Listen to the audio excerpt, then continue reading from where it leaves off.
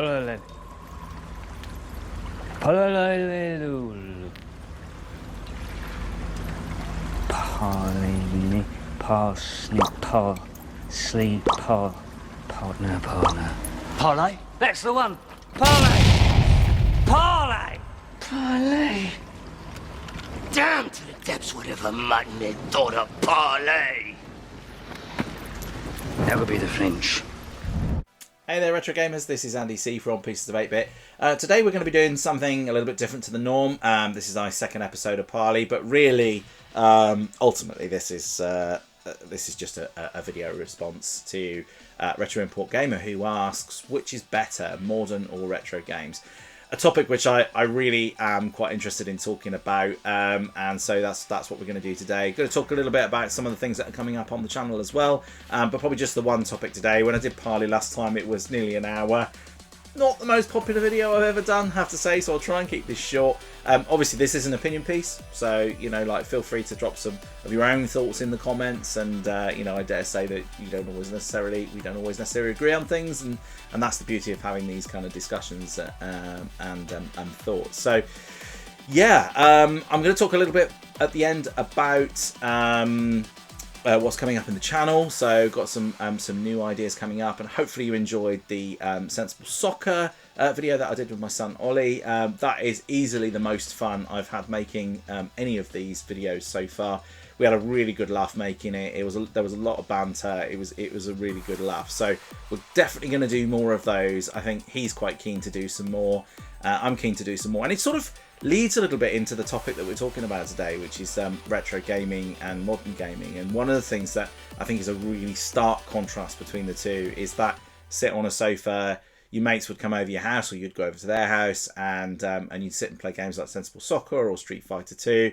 So that sort of social element, human beings sitting in the same room together playing games, is something that perhaps isn't so prevalent nowadays, which is a real shame. But there's lots of fun to be had with online gaming as well. So I'll discuss a little bit about that. So without any further ado, let's just sort of drop straight into the first topic.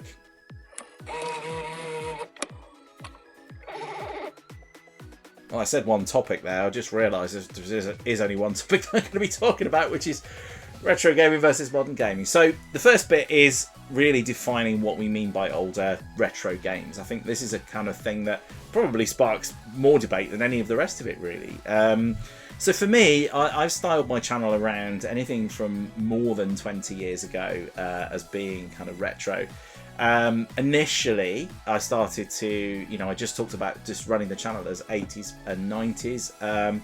And to be honest with you, I found that actually quite restrictive. I find that 80s games, a lot of them are just not really that playable anymore. And I'm probably going to get some dislikes for saying that. And, it's worth pointing out that I grew up through that era, and there are a lot of games in there that I remember fondly. But by modern standards, I think some of them just haven't really stood the test of time. That is not a blanket statement. There are some absolute classics in there. I noticed I got a bit of a thumbs down on my Ghostbusters review, because I actually didn't really enjoy it. I actually found it a bit of a chore to play. So, that's just my opinion, and I know some people think it's a great game. There are some fun games that I still really enjoy, like Impossible Mission. But I found that the 80s is probably one of those eras where a lot of the games just haven't really stood the test of time. We'll talk a little bit about that again later on, but back to the point that I was trying to make, really, which is where we draw the line of retro games. It's a tough one, and I think probably it's whatever you think as being retro to you. So I think if you're, I'm in my 40s, on the wrong side of my mid 40s. So for me, retro is 80s and 90s, and possibly the early 2000s. One thing I did realise actually is that I started working in the late 90s and early 2000s, and so that's when I actually had money to buy games. And I realised that by just restricting my channel to 80s and 90s, actually I cut out a lot of games that I really, really enjoyed, and actually games that I probably put more time into than games in the previous 2 decades. So I sort of incorporated that and said, the cut-off point is about 20 years for me, which sort of brings us to, what's that, about 2004. So PS2 era, really, GameCube, that kind of thing. PS3 being a little bit later. Having said that, you know, in 4 or 5 years' time, I will probably end up considering some of the PS3 stuff to be retro. So it's wherever you draw the line. You know, if you're only 20 years old and you're watching this, kudos to you if you're watching a video with an old guy talking about games if you're only 20 years old. But if you're watching this, you know, retro to you is going to be maybe 5 years ago or 10 years ago, you know, PS3 or possibly even PS4. So, you know, it's whatever sort of you believe to be retro games. And but for the definition of this video, I'm going with anything older than 20 years old as my sort of frame of reference. But really, I don't think there's any right or wrong answer. So, right. So yes, let's pick off some topics in one at a time. So I'm going to talk about modern games, then I'm going to talk about retro games, and then I'm going to talk a little bit about which is best and why.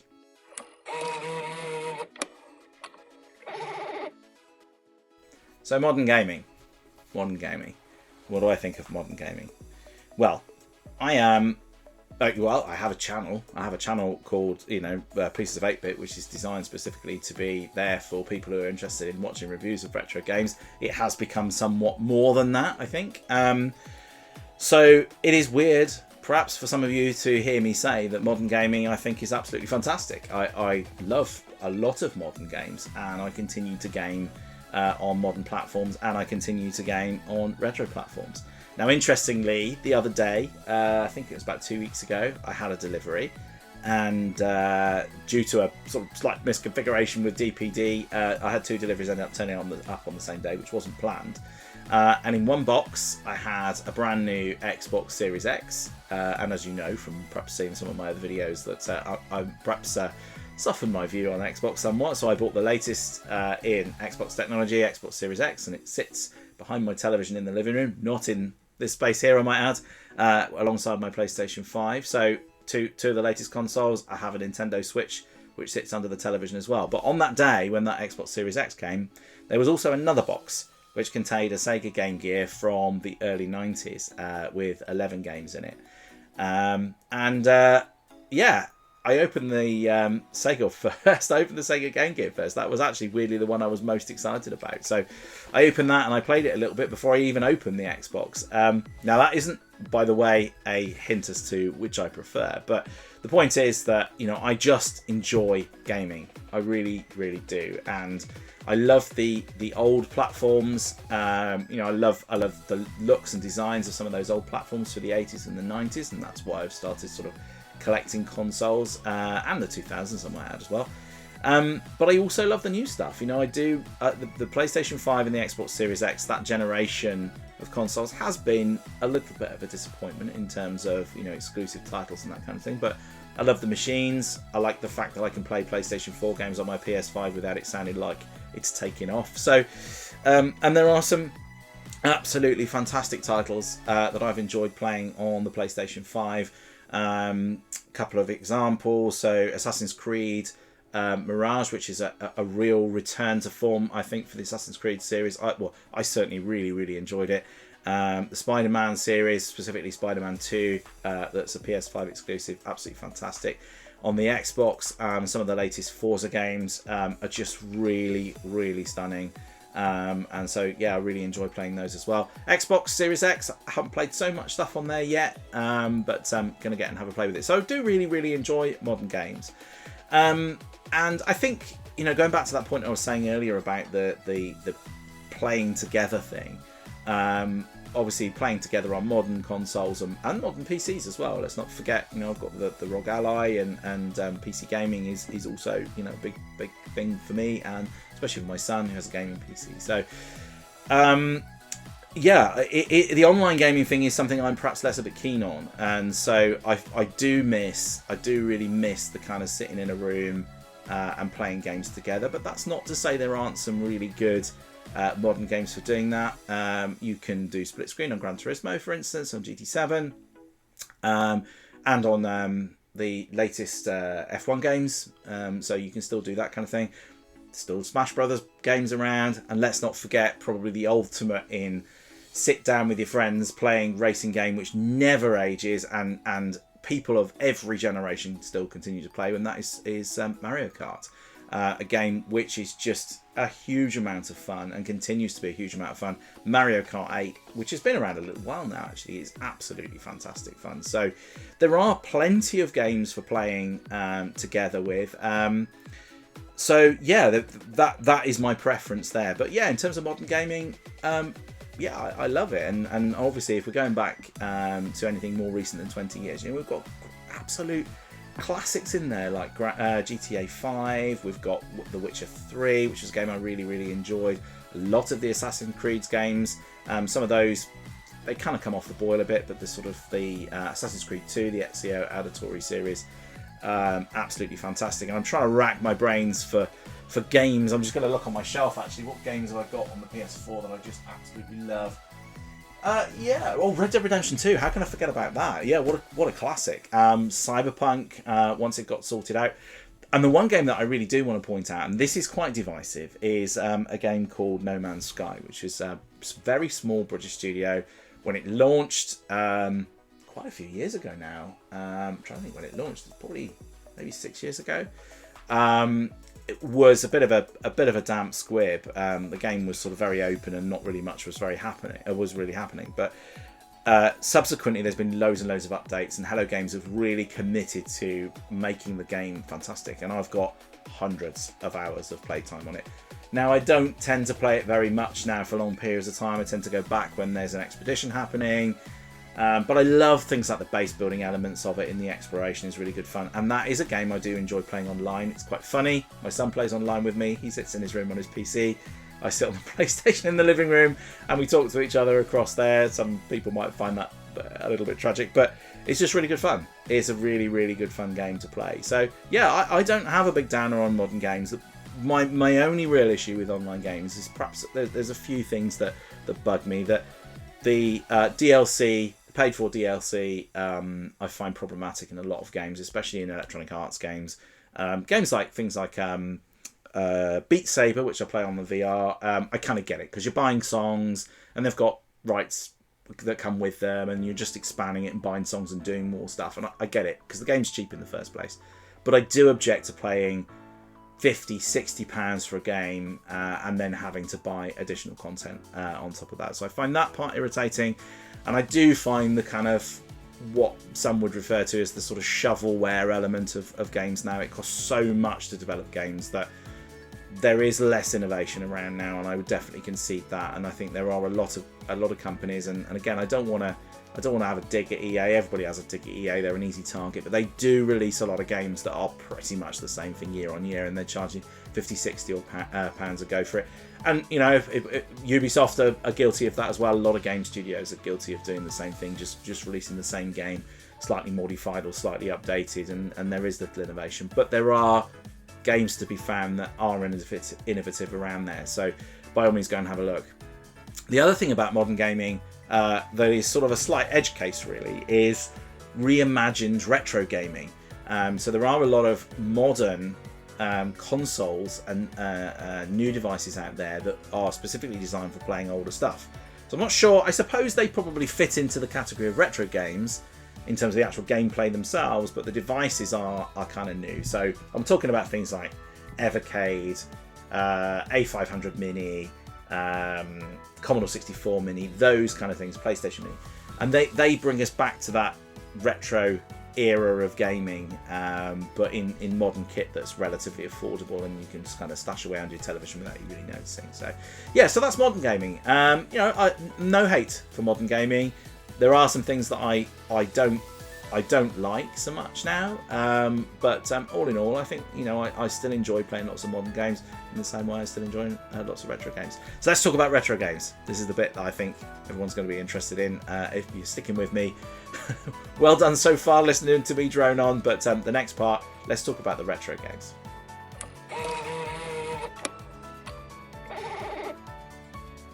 So, retro games. What do I think of retro games? Well, I mean, it's going to be fairly obvious, right? I love retro games. I don't love all retro games. I think that's a point to make here. But one thing I just wanted to talk to you a little bit about very briefly, and this is something that I've seen a couple on this video response talk about, and that is, for those of us that are of a certain age, One of the things that, whilst, as I think I mentioned in a previous video, whilst I hate in my forces the aspects of going to sleep and getting injured, one of the things that I really love about being the age that I am is that I feel incredibly privileged to have grown up through kind of the golden era and the embryosis of gaming in its entirety. And it's part of the reason why so many of us do these channels and why there's such a lovely community and why we're all about the same sort of age. A lot of us are around the similar sort of age. And ultimately, like when I was growing up in the early 80s, there really wasn't very much, certainly not in the home. I mean, going to an amusement arcade back then was a real treat. So when you went to the seaside, typically that would be where you'd go to an amusement arcade and you'd play all the latest and greatest releases. But back in the early 80s, I was only very little, so gaming wasn't really something that I ever thought about. But as I got a bit older, so towards the mid 80s, friends started getting Commodore 64s and Spectrums, and we started having things like Game & Watch and all those kind of things. Those really kind of early home machines, and we started seeing them in school as well. And in fact, in school, we always knew it was going to be a good day. In the classroom, when the trolley would appear outside with the school's one computer on it, which was a BBC, and it would appear outside the door, and we knew it was going to be a good day. And we'd go out in pairs and we would play sort of educational games. Now that might sound quite boring, but to us, computers were a pretty new thing, certainly in that form factor. And so, we really looked forward to doing things like that. And I remember playing a couple of sort of little educational games on the BBC, and then I would go around my friend's house of an evening and play on his Spectrum, and I'd go to another friend's house and play on his Commodore. So, like that was how gaming happened. People didn't own a lot of computers themselves. I had a computer as well. I had a Dragon 32, slightly more obscure. And in fact, it's actually a story for another day, but it's how I got into programming in the first place in BASIC. So we would kind of go around each other's houses. Needless to say, nobody really came around my house to play on a Dragon 32. But, I used to get the little LCD games and things like that for Christmas time. And yeah, that was what we did. We went around and we were seeing the beginnings of games. So 8-bits.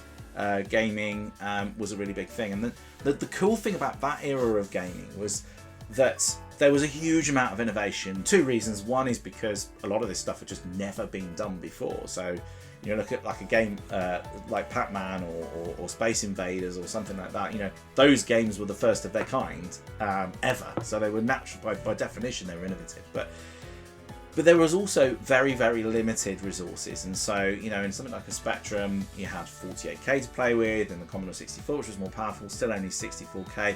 Before that, you had things like the VIC-20, which I think was like 4K, I'm going to say. I can't remember exactly. Atari 2600, very, very limited resources. So the games that were made for them had to work with the very limited resources that they had. You couldn't rely on amazing graphics or anything else like that, or amazing sound. So you had to rely on gameplay. Gameplay was crucial. It had to be engaging and interesting and really grab your attention whilst working with maybe 4 colours or working with tiny amounts of memory. So, a lot of the games at that time were terrible. I'm not going to lie, a lot of the games were really, really terrible. And, we would go down the video shop and spend $2.99 on a cassette, and we'd bring it back, and we had no idea what it was going to be like. And no idea even if it would work, and 10 minutes later we would find out if it worked or not, and if it was any good or not. And so that's what gaming was like. But it was a real buzz. We really enjoyed it, and I remember a particular time loading up games on my friend's Spectrum, and we would go outside and throw those little sort of polystyrene planes on the driveway for 10-15 minutes while it loaded, and so I have very, very fond memories of that period of time. And then later on into the 90s, things just accelerated at an astonishing rate.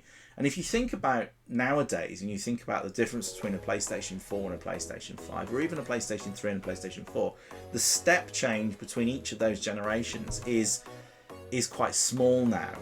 You load a PS4 game up, it's going to look really good, and the PS4's old technology now, but it still looks pretty good. It's typically in high definition. There's lots of nice lighting effects and good physics engine. But if you think about, even in the mid-90s, you think about the difference between the PlayStation 1 in the mid-90s to the PlayStation 2 in the early 2000s, the step change was enormous. And that was even more marked as you go further back. So you take the NES, the Nintendo Entertainment System from the early 80s, And then later on, some years later, you've got the Super Nintendo, and they are light years apart. Master System to Mega Drive, light years difference. Mega Drive to Saturn, light years difference. So it's you know, we saw these huge generational step changes of games, and so every time a new generation of gaming came out and we saw the new games, it just took our breath away. And we joked, you know, we would say at the time, you know, how can it possibly get any better than this? You know, we'd look at games on the PlayStation 1 and think they were photorealistic, and you look back now and think, did I have some kind of visual impairment? I couldn't. You look at it and go, how did I ever think that? But when you think about the difference between the generations, it was massive. So part of, I think, that that kind of look back and that nostalgia for retro games is largely rooted in some of that psychology of that era and that excitement of new games coming out and how you know, different and amazing they were going to be, and you just didn't know what you were going to get, and that innovation was still happening, you know, as the amount of power increased. So we got, you know, massive innovation in games, and you know, there are some really key moments through that sort of era that I remember Impossible Mission, seeing that on the Commodore 64. That's probably a standout from the 1980s, because it spoke to you and it said, another visitor, stay a while, stay forever. And you heard a computer speaking, which today would just seem, you know, like totally commonplace, of course. But back then, that was, you know, we'd never heard it before. It was crazy. On the Commodore 64, there was more than just 4 colours.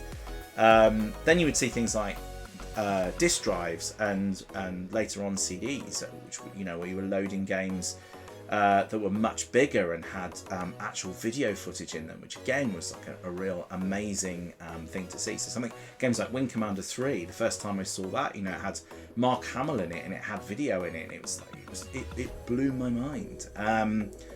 N64, you'd got GoldenEye, so you had, you know, the Bond theme tune, music started getting better. PlayStation 5, Wipeout was just was a deal breaker, and that was a real time as we were now older. So we were now sort of 15, 16, 17, 18, you know, becoming adults. We had the games industry changed to adapt to us. So it sort of grew up with us. So we had games which were like toys in the 80s to now games like Wipeout, where you've got Chemical Brothers on the soundtrack, that sort of grew up with us, and they were designed for us. The games were designed for us in the 80s as toys. So it was really great. It felt like the whole sort of, you know, almost like the gaming world revolved around my generation, which was amazing. And so, you know, I think for retro gaming, like I said, there are a lot of games that you go back and play now and you just think, yeah, that's just not stood the test of time, and there's just the gameplay is limited, or it's you know, they made games unnecessarily difficult so that you would, you know, because actually from beginning to end they would be quite short. Sonic is a good example of that. If you can finish a Sonic game, it'll probably take you about 3 or 4 hours if you're rushing through. But you know, it would you didn't finish a game, you didn't pick up a Sonic game and play it in 4 hours, because you'd get stuck and you'd die multiple times. So you'd have to keep going back and doing the same bit over and over and over and over again. Because nowadays people expect these huge expansive open worlds, you know, which take years of development and lots of artistry and creativity. And when you look at the credits in a modern game, there's just pages and pages and pages and pages of names of people that have been involved in it, more even so than in a sort of AAA blockbuster movie. So you know, there was real innovation, and some of those games, like I say, don't stand the test of time, but a lot of them really do. And when you look at things like Pac-Man and Space Invaders, those really old games, and then, like I said earlier, games like Impossible Mission, a lot of the Dizzy games are really playable still now. My youngest son still really enjoys going back and playing those. Obviously, all of the Mario games, everybody knows that opening level on Super Mario Brothers on the NES, and that game is 40 odd years old now. So yeah, so a lot of fond memories for retro gaming, not least because of how it featured in my life and how important a part it was in my life, to the point where nowadays I kind of want to really embrace it again and play lots of those games. So yeah, so that's retro gaming. Absolutely love it. Of course I do. Let's talk about what I liked best.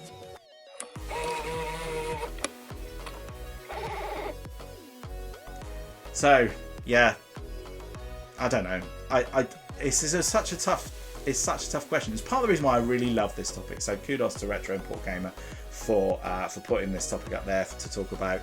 I'm probably going to end up talking about this for a lot longer than I said I would do, but it's just something that is just fascinating for me. I love the history of gaming and where where we're at now, and I love just gaming on any kind of platform. What's my favourite? It's so tough. It's so tough. I mean, look, let's face it. You know what I'm gonna say. I'm gonna say retro games because I think it's the nostalgia element that is probably swaying my decision, which is probably wrong. But I think the thing that really, if I was trying to put some definition to this, there's a few things that I think really lean me towards that retro gaming thing as being my favourite. One, as I mentioned already, is that multiplayer element.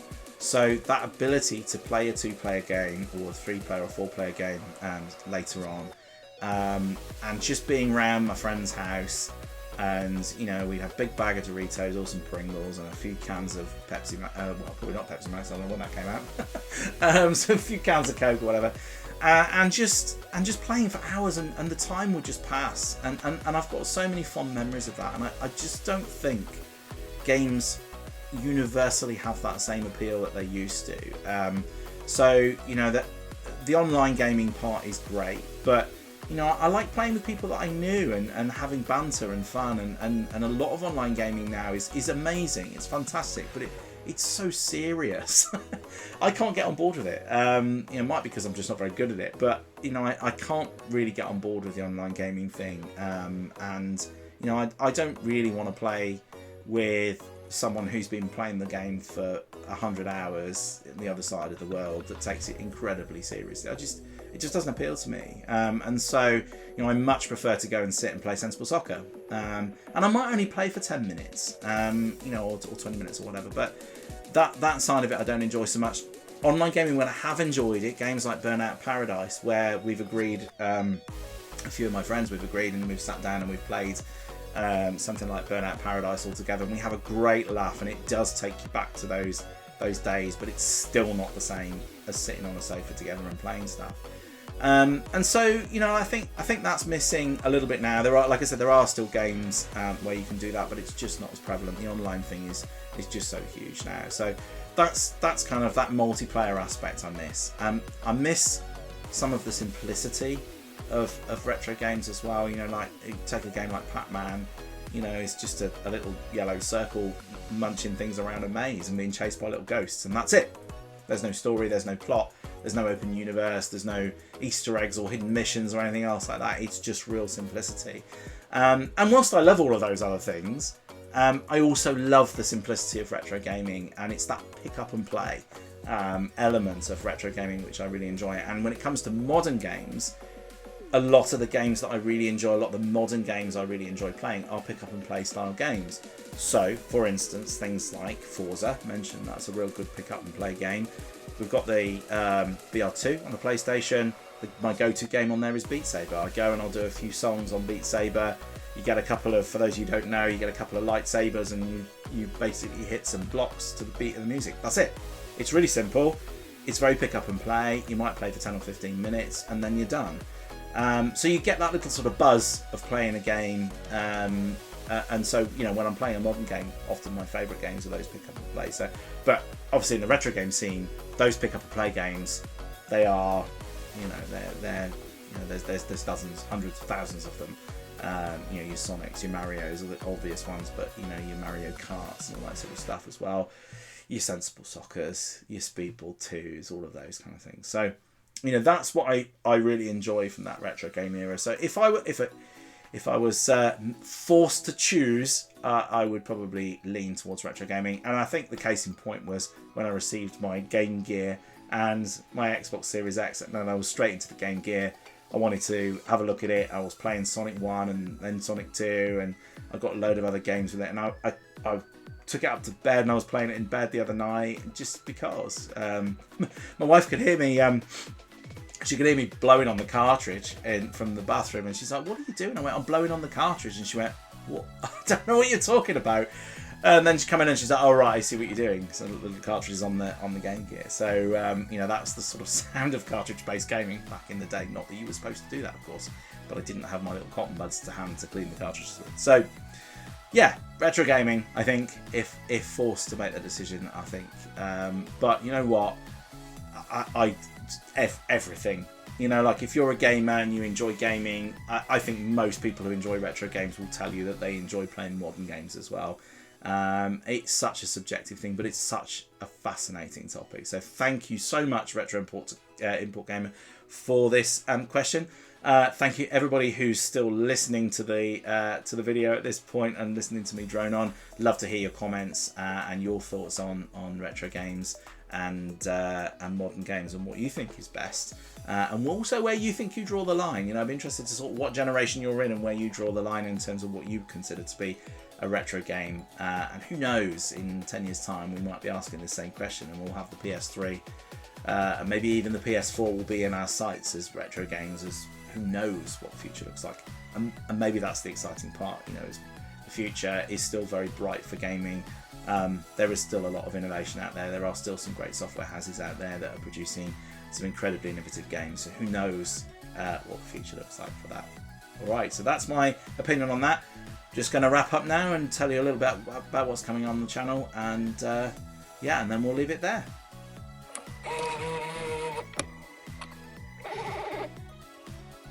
Okay, well, like I said earlier, thank you so much for watching, and congratulations if you've made it this far listening to my voice droning on about retro games and modern games. I get quite carried away, as you've probably realised. I've got myself some coffee now as well. So, yeah, so what's coming up on the channel? Got a few exciting ideas coming up. Well, at least I think they're exciting. Hopefully you will do too. So as I mentioned before, I'm going to try and get some more time in with my son to play some older games. So we've already started thinking about what some of the old games we could review would be. So, you know, obvious ones would be things like Speedball 2, Brutal Deluxe, and Street Fighter, maybe some Mortal Kombat.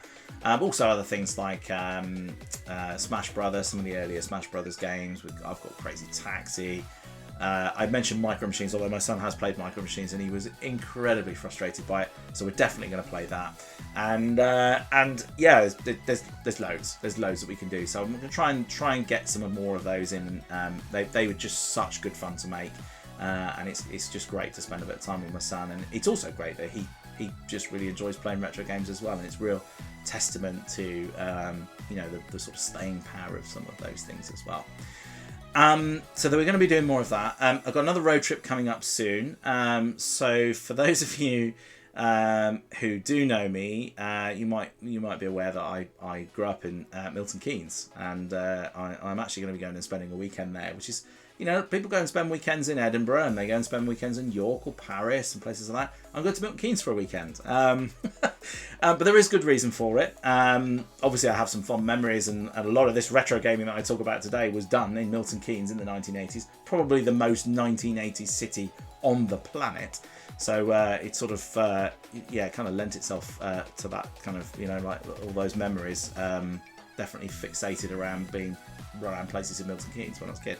But actually, you know, joking aside as well, there are a few things that we're going to go and visit there which are appropriate to the channel. So we're going to go and have a look at Pixel Bunker, which is a great big retro arcade in Milton Keynes city centre.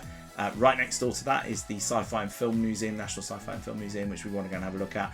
And also there is Bletchley Park, which is where the code breakers were during the Second World War, which is fascinating.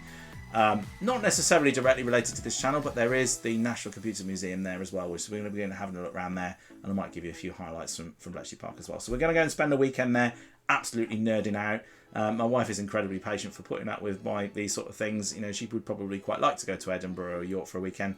We went to Edinburgh, and then me and my son went to Edinburgh, and of course, as you know, if you watch the video, we went to a museum which was about retro gaming. So we did go in the castle, to be fair. You know, we didn't just do that, but yeah, we went to Edinburgh largely for that reason. So a lot of my trips are based on these sorts of things. So that's coming up as well, and I'm going to be starting a new feature soon. So One of the things that I'm conscious of is that in this room there are many consoles of all different ages, some modern retakes on old consoles, and some old consoles from, you know, some that are over, you know, probably getting on for 30, 40 years old. And they just sort of sit here really, and I don't have the setup where I can have, you know, this is a small room, so I don't have the setup where I can have them all plugged in and just play them whenever I want. And I was thinking to myself that it's quite sad really. I do this channel with all of these games on, and I pick a game and I'll go and put the console in the living room in the big TV. I'll have a bit of a play with it for a while until I'm sort of, you know, comfortable with it, or I've sort of got mastered the controls, and I'll bring it in here and I'll set it up with my video capture card and record it, and record me playing it, and then do a bit of a review, and then I put the game away and I forget about it. And I think that's just a real shame. I've got some of these fantastic consoles in here which I really would love to showcase. So once a month, what I'm going to do on the first of the month is I'm going to pick a console and I put it in my living room, and it's going to sit in pride of place alongside the PlayStation 5 and alongside the Xbox Series X, and that's going to be a working running console for 4 weeks, and I'm going to select a few games that I want to play, and that's what I'm going to do. So if I fancy playing a game in the evening, I'm just going to flick the console on and I'm going to play a game, and then what I'm going to do is then come back to you and I'm going to do a bit of a review about, you know, what it was like living with that console for a month, what sort of things I played, and also talk to you a little bit about if you want to go and get one of those consoles or you want to play those old games again. Some little tips and tricks on how best to go find one in good condition, where to go, what sort of games you can pick up, and those kind of things as well. So that's a feature that I'm really excited about. So I'm looking forward to the 1st of October when I can go and put the first one in the living room. So I want to do it, if I do it mid-month, I'll forget when I did it. So 1st to the 30th or 31st of that month, that console is just going to be one of my main consoles in the living room, and I'm going to play it as much as I am able to. So that's a feature that's coming up as well. And finally, and I promise this is finally, I know Retro Red Steve's got another PlayStation 1 challenge, racing challenge coming up soon, so I should be looking out for that as well. And my hope for this time is to not be last again. So I was last twice. Even my son beat me in the last one. I was last by some hideous margin as well. So I think everyone's going to be thinking, did you actually ever play any games when you were younger? For some reason, I just have this thing when I record games that it just seems to go disastrously wrong. So my hope is that this time I'm going to do a bit better, but I have no idea what the challenge is yet. So we shall see. But do you know what? It doesn't really matter. I do really enjoy playing. It just is a slight bruise to one ego on that. So yes, okay. So I've been talking for way too long. Thank you so much for watching my channel. I'm getting close to 100 subscribers now, so if I can make that off the back of this video, that would be probably a miracle, but would be amazing. Thank you so much for those of you who are still watching and those of you who are subscribed. I really do appreciate it, and it keeps me wanting to make more. And I thoroughly enjoy doing this, so I absolutely want to carry on doing that. Please do hit that like and subscribe button down the bottom if you haven't done already. Again, I do really appreciate it. It just helps keep me motivated. And I think that is probably it. So yes, thanks again to Retro Import Gamer for the topic, and we'll leave it there. So yes, take care of yourselves until the next time. Bye for now.